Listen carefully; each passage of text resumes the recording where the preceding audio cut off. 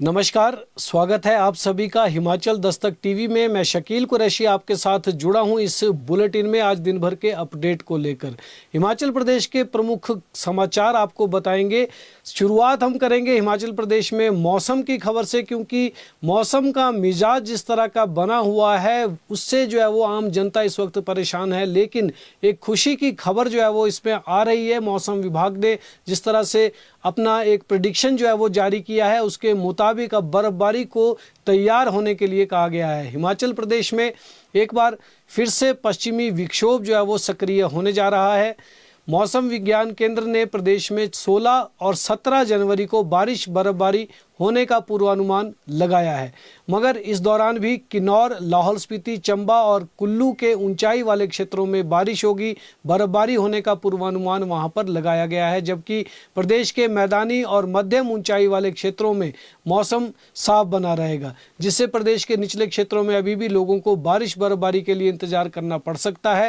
हालांकि प्रदेश के मैदानी और मध्यम ऊंचाई वाले क्षेत्रों में बर्फबारी होने की कम संभावना जताई जा रही है, मगर फिर भी हिमाचल प्रदेश में पश्चिमी विक्षोभ जो जिस तरह से सक्रिय होने जा रहा है उससे एक उम्मीद बंधी है कि हिमाचल प्रदेश में कई स्थानों पर जो है वो बर्फबारी हो सकती है और बारिश की भी संभावनाएं यहां पर पूरी तरह से बनी हुई है। कड़ाके की ठंड पड़ने का पूर्वानुमान यहां पहले से ही चल रहा है। कड़ाके की ठंड यहां पर लगातार हो रही है। बिलासपुर, हमीरपुर में सोमवार को शीतलहरों के चलने का ऑरेंज अलर्ट जारी किया गया है।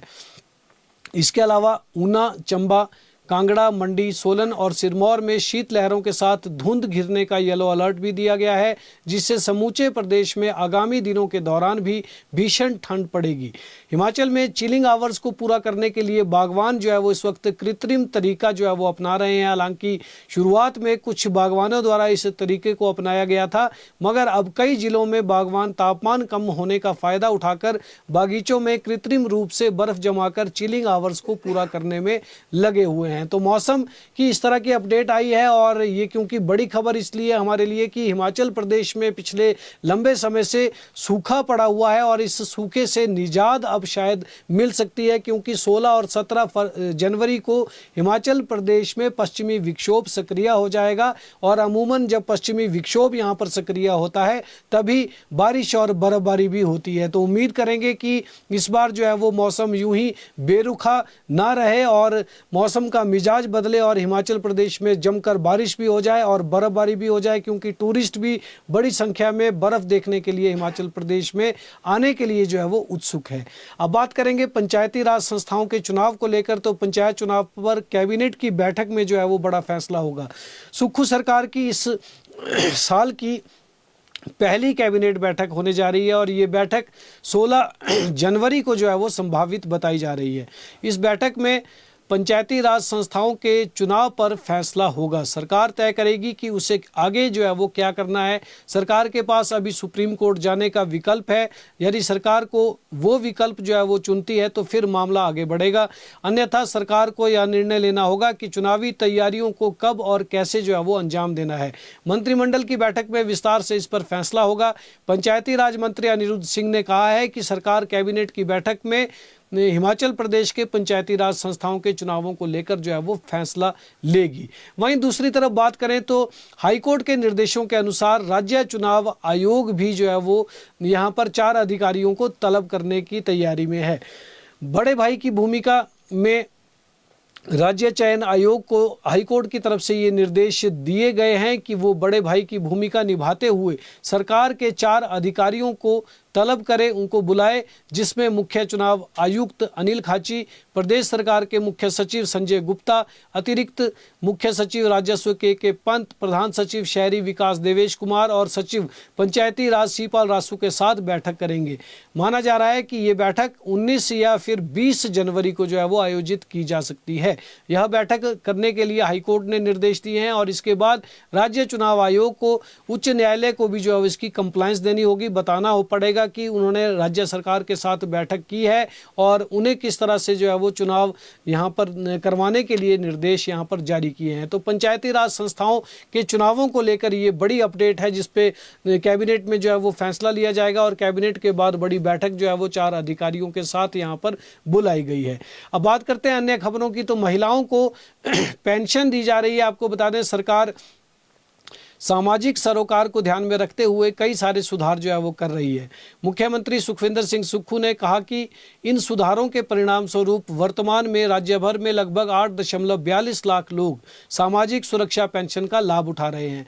इनमें वरिष्ठ नागरिक, विधवाएं, एकल महिलाएं और दिव्यांगजन शामिल हैं। आंकड़ों के अनुसार 1,04,740 लाभार्थी इंदिरा गांधी राष्ट्रीय वृद्धावस्था पेंशन, 5,04,253 लोग वृद्धावस्था पेंशन, 25,414 लोग इंदिरा गांधी राष्ट्रीय विधवा पेंशन, 1,26,808 विधवा परित्यक्त एवं एकल महिला पेंशन, 1,340 इंदिरा गांधी राष्ट्रीय दिव्यांग पेंशन तथा 78,291 दिव्यांग राहत भत्ता प्राप्त कर रहे हैं। बीते 3 वर्षों में 99,799 नए पेंशन मामलों की स्वीकृति सामाजिक सुरक्षा के दायरे के निरंतर विस्तार को दर्शाती है। फरवरी 2024 में 24 से 69 साल की आयु वर्ग तक की महिलाओं के लिए मासिक पेंशन राशि को बढ़ाकर 1,500 रुपये तक कर दिया गया है। मुख्यमंत्री ने इंदिरा गांधी प्यारी बहना सुख सम्मान निधि योजना के अंतर्गत लंबित भुगतानों को शीघ्र जारी करने के भी निर्देश जारी किए हैं। साथ ही पांगी, लाहौल स्पीति, डोडरा क्वार और कुपवी जैसे दुर्गम एवं जनजातीय क्षेत्रों में रहने वाले लोगों तक सामाजिक सुरक्षा पेंशन का लाभ सुनिश्चित करने पर विशेष ध्यान दिया जा रहा है। इन क्षेत्रों की महिलाओं को जो है वो 1,500 की राशि जो सरकार ने घोषित की थी वो दी गई है। अब बात करते हैं कांग्रेस के प्रदर्शन की। तो कांग्रेस पार्टी ने अखिल भारतीय कांग्रेस के आह्वान पर प्रदेश में मनरेगा बचाओ संग्राम छेड़ रखा है। इसके तहत आज पूरे प्रदेश में कांग्रेस नेताओं और वर्करों ने उपवास रखा और यहां शिमला में महात्मा गांधी की प्रतिमा के सामने बैठकर केंद्र सरकार के खिलाफ जो है वो प्रदर्शन किया। सभी जिलों में नेताओं ने इस तरह का उपवास रखकर जो है वो अपना प्रदर्शन किया। वहीं दूसरी तरफ भारतीय जनता पार्टी के नेता भी कांग्रेस के इस जन जागरण अभियान का जो है वो डटकर विरोध कर रहे हैं और लोगों को बता रहे हैं कि कांग्रेस नेता झूठा प्रचार कर रहे हैं। केंद्र सरकार ने मनरेगा स्कीम को चालू रखा है, जिसका केवल नाम बदला गया है, जबकि कांग्रेस का आरोप है कि इसका पूरा स्वरूप ही बदल दिया गया है। तो इसको लेकर इन दिनों जो है वो सियासी माहौल हिमाचल प्रदेश में गरमाया हुआ है और दोनों दल एक दूसरे के खिलाफ जमकर जो है वो बोल रहे हैं। मुख्यमंत्री सुखविंदर सिंह सुक्खू ने बड़े आदेश दिए हैं। ठाकुर सुखविंदर सिंह सुक्खू ने नगर निगम शिमला को शहर में पर्यटकों की सुविधा और स्वच्छता व्यवस्था के दृष्टिगत विभिन्न निर्देश जारी किए हैं। शनिवार देर शाम माल रोड, शिमला और अन्य स्थलों का दौरा करने के उपरांत मुख्यमंत्री ने कहा कि यह सुनिश्चित किया जाए कि विभिन्न वेंडर खाद्य पदार्थों और अन्य वस्तुओं के निर्धारित मूल्यों से अधिक दाम न वसूलें। मुख्यमंत्री ने कहा कि खाद्य पदार्थों की गुणवत्ता, सुरक्षा और स्वच्छता बनाए रखने के लिए स्वास्थ्य सुरक्षा एवं विनियमन निदेशालय और खाद्य सुरक्षा और मानक प्राधिकरण द्वारा निर्धारित मापदंडों की सख्ती से अनुपालना की जाए। मुख्यमंत्री ने यह भी कहा कि कचरे का सुरक्षित और उचित तरीके से निपटान करने के लिए नियमों को सख्ती से लागू किया जाए।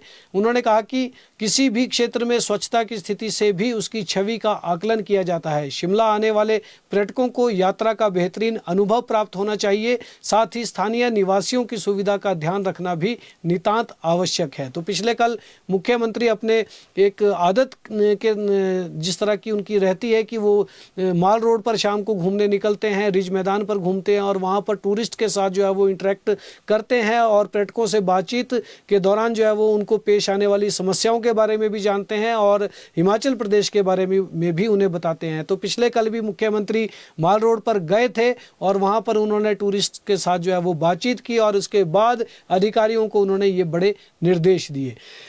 मुख्यमंत्री ने एक अन्य आदेश भी इसमें दिया, उन्होंने जानकारी भी दी। मुख्यमंत्री ने उन्होंने कहा कि दुकानदारों को बड़ी राहत जो है वो दी गई है। छोटे दुकानदारों के हित में एक महत्वपूर्ण निर्णय लेते हुए ऐसे दुकानदारों जिन पर 1 लाख रुपए तक का ऋण बकाया है और जिन्हें बैंकों द्वारा गैर निष्पादित परिसंपत्ति घोषित किया गया है उन्हें 1 लाख रुपए तक की एकमुश्त भुगतान सुविधा प्रदान करने का फैसला जो है वो राज्य सरकार ने लिया है। इसी प्रकार जिन दुकानदारों पर 1 लाख से 2 लाख रुपए तक का बकाया ऋण है उन्हें भी 1 लाख रुपए तक की एकमुश्त सहायता प्रदान की जाएगी। ये बात मुख्यमंत्री ने कही। साथ ही उन्होंने कहा कि शहरों में नई योजनाएं जो है वो चलाई जाएंगी और उन्होंने कहा कि नागरिक सेवा मंच के माध्यम से शहरी जन सेवाओं को और सुलभ बनाया गया है। पहले चरण में 9 ऑनलाइन सेवाएं प्रारंभ की गई जिनमें 2.5 लाख से अधिक नागरिकों ने पंजीकरण अपना करवाया है। दूसरे चरण में भी 9 नई सेवाओं को शामिल किया गया है जिससे पारदर्शिता बढ़ेगी और सरकार तथा जनता के बीच में दूरी को जो है वो कम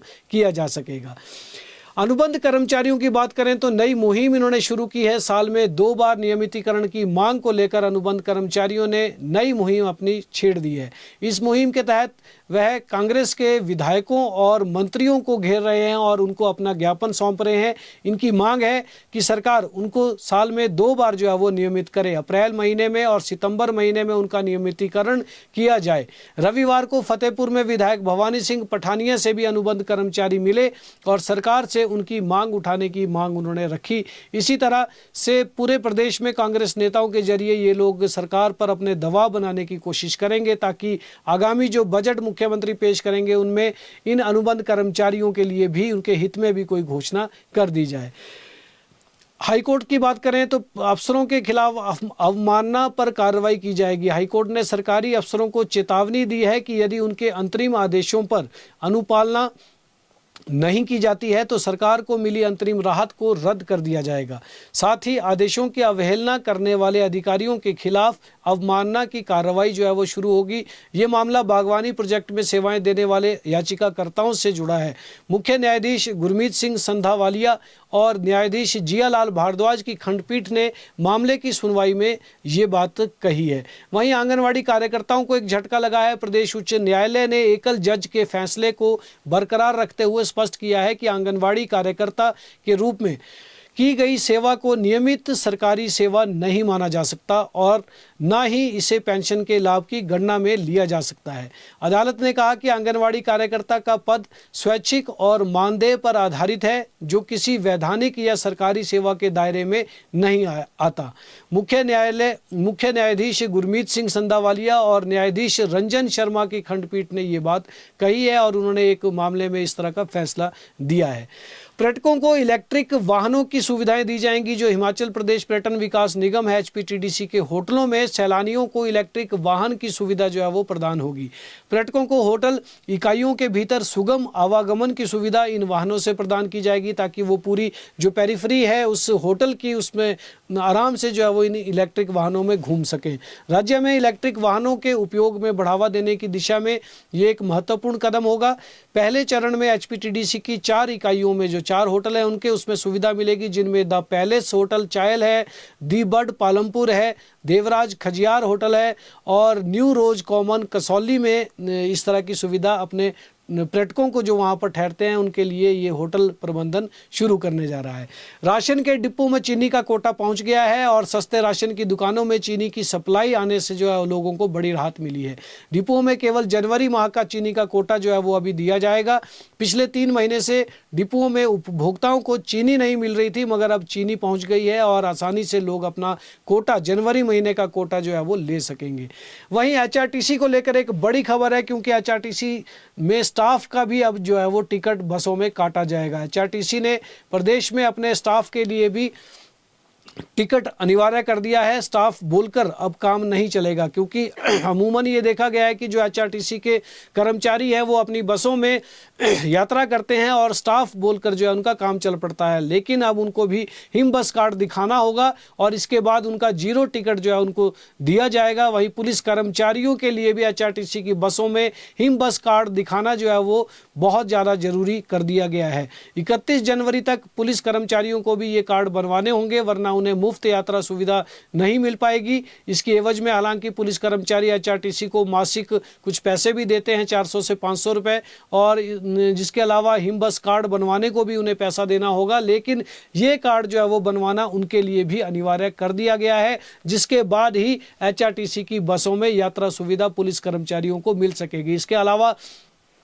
लगभग 27 कैटेगरी के कुछ लोग हैं जिन्हें सरकारी बसों में जो है वो मुफ्त यात्रा सुविधा प्रदान की जाती है, उनको भी हिम बस कार्ड बनाने अनिवार्य है और 31 जनवरी तक का ही समय बचा है। इसके बाद 1 जनवरी से बसों में हिम बस कार्ड के माध्यम से ही यात्रा की जा सकेगी। खासकर जो महिलाएं यात्री हैं, महिलाओं के लिए सरकार ने 50% किराए की छूट दे रखी है, उन्हें भी हिम बस कार्ड दिखाना होगा, उसके बाद ही उन्हें इस छूट का लाभ मिल सकेगा। अब बात करते हैं हरिपुरधार के बस हादसे की। तो हादसे की रिपोर्ट जो है वो 15 दिन में तलब कर दी गई है। हरिपुरधार सड़क हादसे में जांच को लेकर सरकार ने कमेटी गठित की है। 15 दिन के भीतर टीम अपनी जांच रिपोर्ट सौंपेगी, ये उन्हें निर्देश दिए गए हैं। एसडीएम संगड़ाह को जांच टीम का जो है वो जिम्मा सौंपा गया है। प्रदेश में 373 ब्लैक स्पॉट अभी भी हादसों का जो है वो मुख्य कारण बने हुए हैं, और इसके अलावा जो ब्लैक आइस जम रही है सड़कों पर, उससे भी जो है वो कई तरह के हादसे हो रहे हैं। तो हरिपुरधार में एक दिन पहले जो है वो एक बड़ा गमगीन हादसा हुआ, बस हादसा हुआ, जिसमें कई लोगों की मृत्यु भी हुई है और बड़ी संख्या में लोग घायल भी हुए हैं। उनका उपचार यहाँ पर चल रहा है, जिसके बाद अब जांच वहाँ पर उसकी हो रही है कि आखिर ये बस हादसा हुआ किस कारणों से। तो कारण जानने के लिए ये जांच कमेटी बिठाई है, जो 15 दिनों के भीतर अपनी रिपोर्ट सौंपेगी। तो फिलहाल इस बुलेटिन में इतना ही। कल शाम ठीक 6 बजे दोबारा आपसे मिलेंगे। तब तक के लिए इजाजत दें। देखते और पढ़ते रहें हिमाचल दस्तक।